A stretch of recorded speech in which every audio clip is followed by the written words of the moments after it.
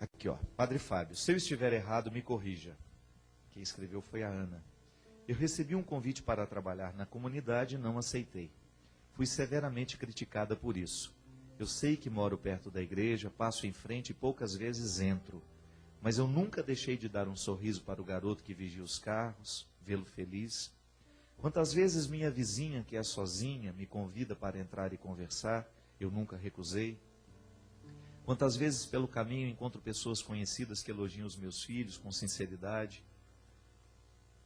Eu sei que não faço esforço nenhum para ser uma boa cristã dentro da igreja, mas eu faço um esforço danado para minha casa ser um lar, programar bem os meus filhos, ter amigos, ser amiga, aprender com os meus erros.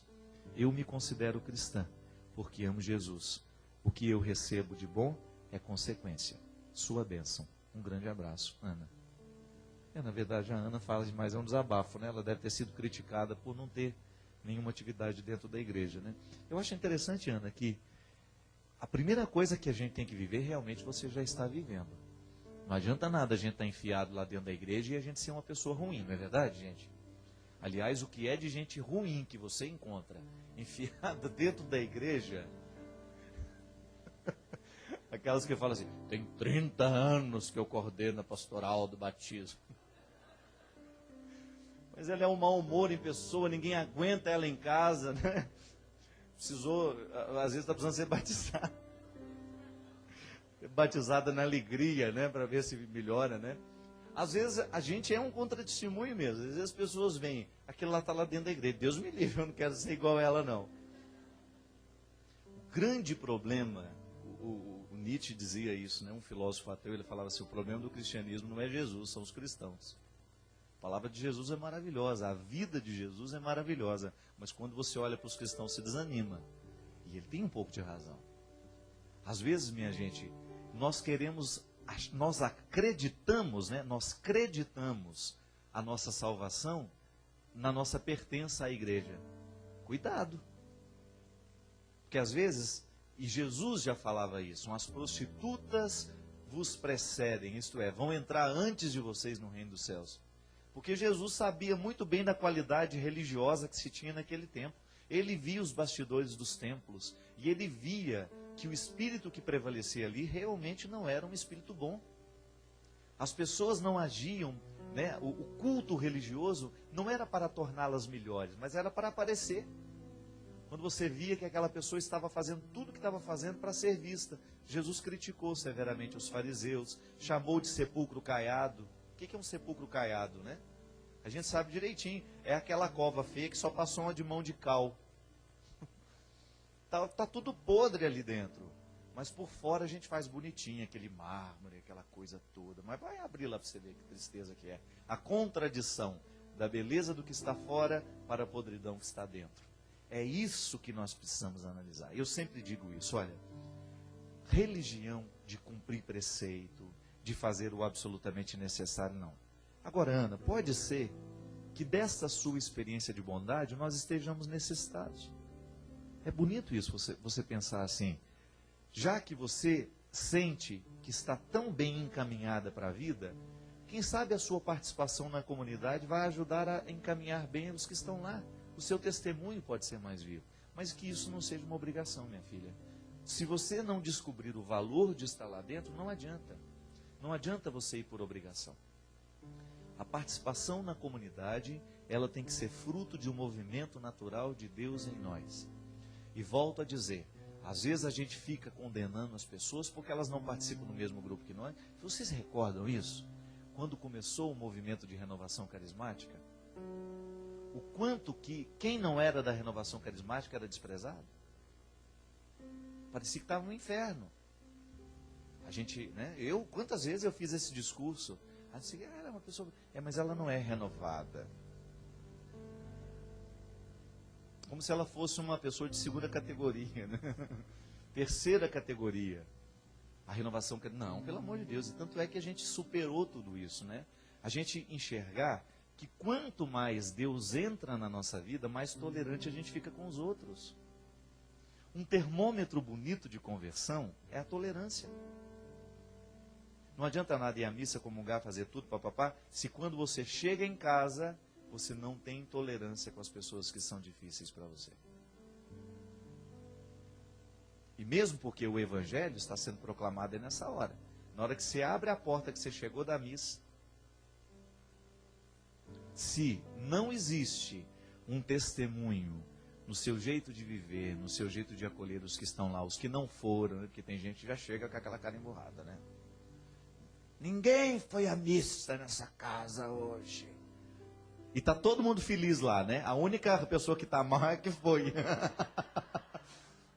A única ruim da história é a que foi, porque só ela tá mal-humorada, só ela, né?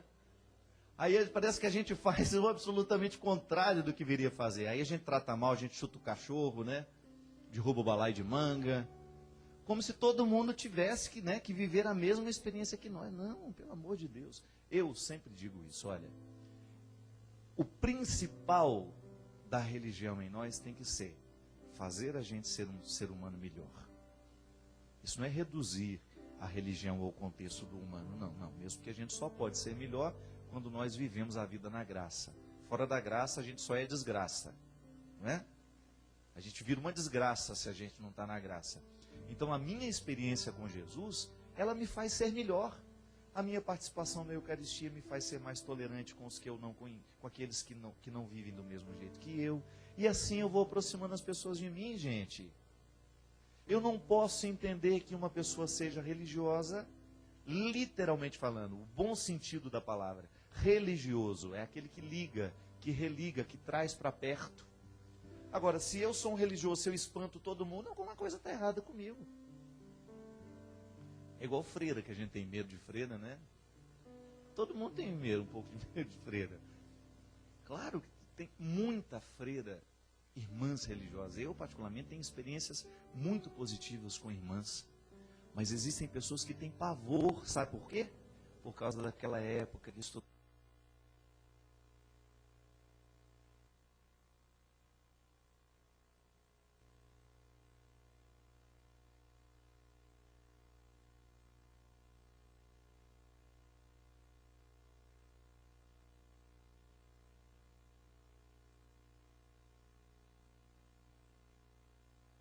Passou um padre pela minha vida que até pouco tempo eu tinha pesadelo com ele. Do tanto que o homem era bravo. Sabe quando você sonha que ele está chegando perto e você acorda naquele desespero, já querendo, né? Então, existem pessoas que têm o dom de nos afastar. E engraçado que, na verdade, elas são frágeis, né? Durante muito tempo, o modelo de padre foi baseado assim. Quanto mais respeito a gente tivesse dele, menos a gente via que ele era pecador. Então, ele queria assim, né? Queria parecer o bom na história. Hoje não, acabou isso. O verdadeiro líder religioso é aquele que traz para perto. É aquele que inspira confiança. Já contei para vocês a história do Padre Léo? O Padre Léo, uma vez, ele atendia lá no Colégio São Luís, né? Lá em Brusque. Eu vi o Padre Léo começar esse sucesso todo dele. E aí eu era fráter lá. Aí ele me encontrou rindo, né? Falei, você não sabe o que me aconteceu hoje aqui. Eu falei, o que foi? Essa zanta dessas mulheres que mandam os filhos confessar, obrigado. Acha que a gente vai resolver o problema delas. Eu falei, o que aconteceu, Léo? Não, eu estava entrando ali, aí vi um rapaz sentado lá e me chamou a atenção, ele sentado no meio-fio ali perto do colégio. Eu perguntei, meu filho, o que você está fazendo aí? Ele falou assim, minha mãe queria que eu viesse aqui confessar, mas eu não estou com vontade de confessar nada, estou só esperando passar a hora para ir embora, para ela achar que eu confessei. Aí ele virou e falou assim, mas você vai confessar com quem, rapaz? Tem padre aí? Ele falou, tem um tal de Padre Léo. Aí o Léo falou assim, aí o Léo achou interessante, aí o Léo sentou do lado dele. E isso, gente, lá perto da sala onde o Léo estava atendendo, estava uma fila de dobrar quarteirão, esperando por ele. E era logo depois do almoço, ele sentou. Mas esse Padre Léo atende aí? Diz que ele é diretor desse colégio aí. E aí ele falou assim, eu também não gosto desse trem de confessar, não. Eu nunca dei certo com esse trem. Ele falando pro menino, né, pro rapaz. Acho uma bobageira esse trem de ficar falando um pecado papado. E aí conversa vai começando. Mas o que você queria falar para ele, rapaz, que você está tão preocupado? Eu queria falar para ele os trem aí. E aí contou tudo que ele queria falar pro pai.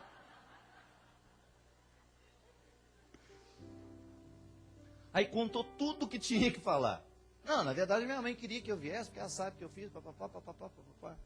Aí o Léo falou assim, e aí o Léo foi conversando. Eu falei, pois é, eu sou o padre Léo, rapaz. Aí ele levou aquele susto, e nisso sorriu, né? E já, enfim, já estava religado. Tá vendo a experiência religiosa? Como que é? A experiência religiosa é essa que nos traz para perto, que nos dá coragem de contar o que a gente tem de pior. Isso é que é bonito. A experiência religiosa nos une em dois pontos, no que a gente tem de mais bonito e no que a gente tem de mais feio. E não precisa ser padre para fazer isso na sua vida não, viu?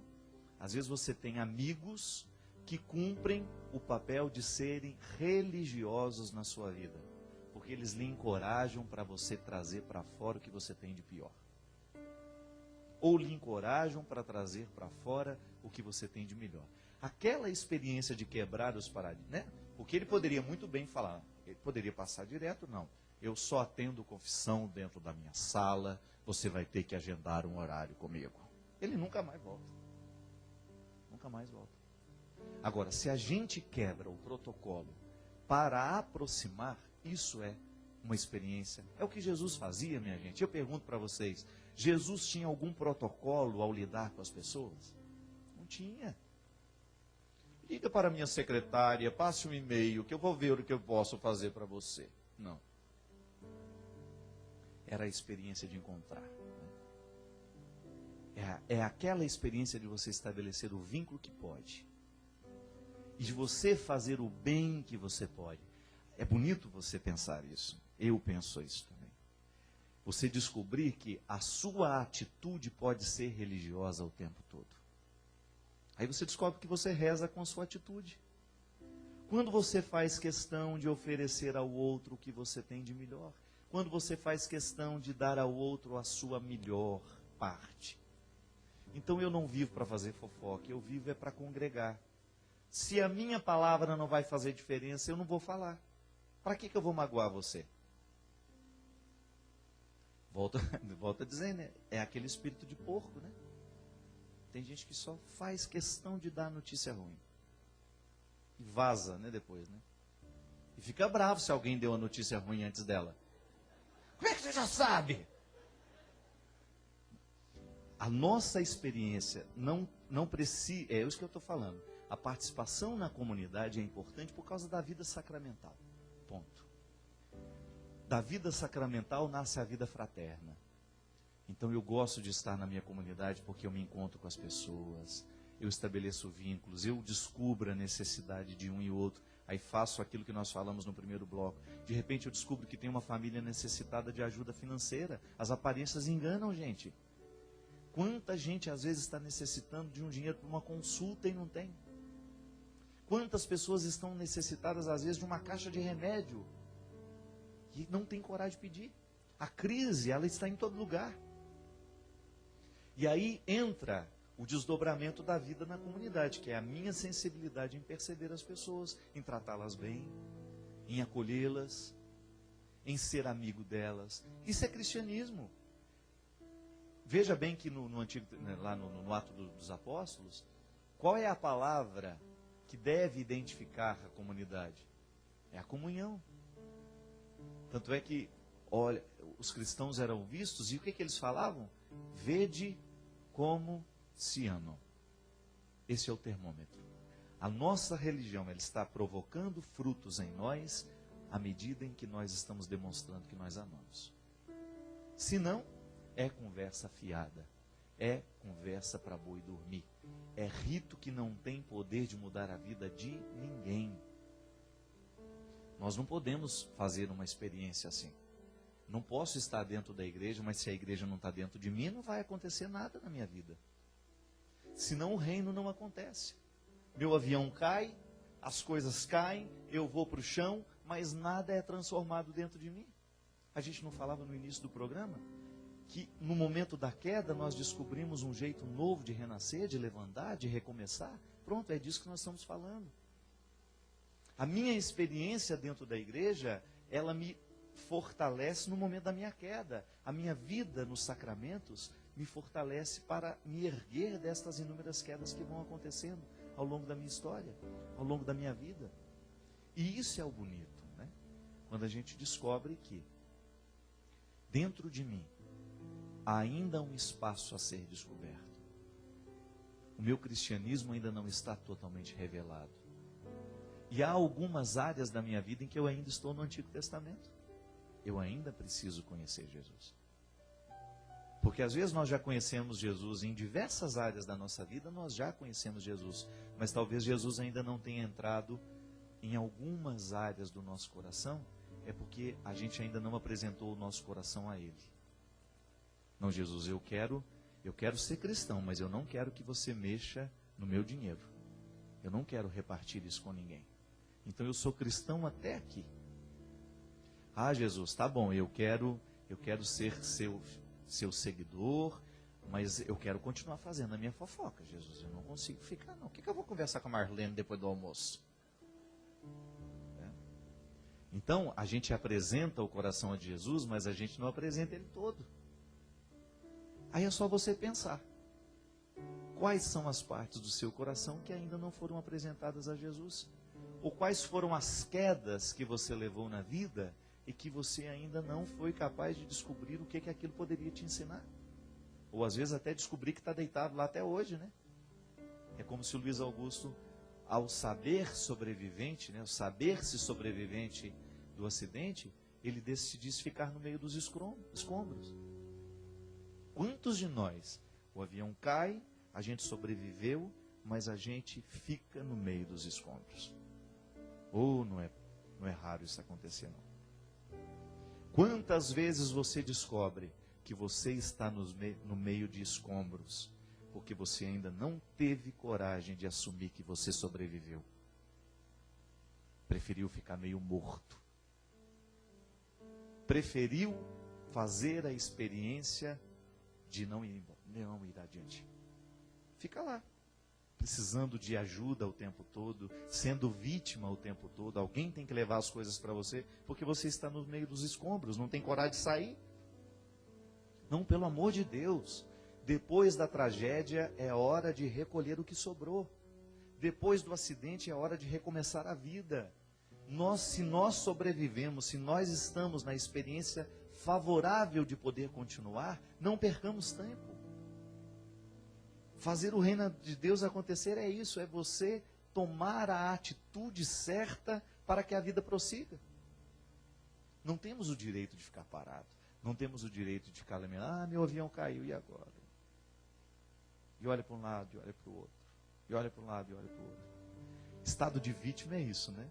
Aliás, eu quero agradecer. Nós, com aquela estratégia de comprar. Lembra que eu falava isso? Nós precisamos começar a comprar os nossos livros nas grandes redes de livraria do país. Lembra que eu falava? Viram o resultado na semana passada? 2 livros na lista dos mais vendidos da Veja. 1 da Canção Nova. Vitória de vocês.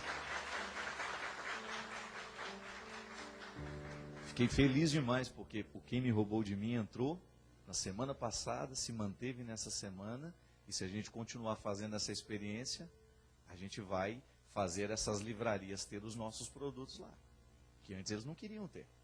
Bom, mas agora, na hora que apareceu na lista da Veja, né? Então fica com o reconhecimento. E naquele livro, Quem Me Roubou de Mim, eu falo do espírito de vítima. Existem alguns sequestros, né, da subjetividade, dos afetos, que faz a gente virar vítima. O que é a vítima, gente? A vítima é alguém cujas fraquezas nós podemos explorar. Aquele que viveu a queda e que está no meio dos escombros vive a condição de vítima. Vítima não dá conta da vida, ela vai ser sempre uma coitadinha. Olhem para mim, tenham pena de mim, eu não consigo viver, eu não estou dando conta da minha vida está difícil demais. Mas aí, você precisa descobrir que este estado de vítima, ele é alimentado por você mesmo. Pare de falar. Primeira coisa que a gente tem que parar, que a gente tem que mudar é o discurso. Eu não estou dando conta, eu não sei, não, para de falar isso. E começa a trabalhar em torno do que você não dá conta e em torno do que você não sabe. Porque é o único jeito que a gente tem de superar o estado de vítima. O reino de Deus não é feito de vítimas. O reino de Deus é feito de pessoas que lutam. Não importa que a gente perca. Nós vamos perder de vez em quando. Mas o mais importante é a gente não desistir de lutar. É a gente ir adiante. É a gente abrir as fronteiras, demarcar o nosso território e dizer, eu não desisto. Assim como Luiz Augusto teve a bonita experiência de sair vivo dos escombros de um avião que caiu. Nós também podemos fazer. Pode ser que seu aviãozinho esteja também perigando de cair. Levante desse solo. Pode ser que o seu aviãozinho já esteja no solo. Pode ser que a sua vida já esteja nesta experiência. Você está precisando sair dali. Saia do meio dos escombros. Redescubra o valor de viver e de ser feliz.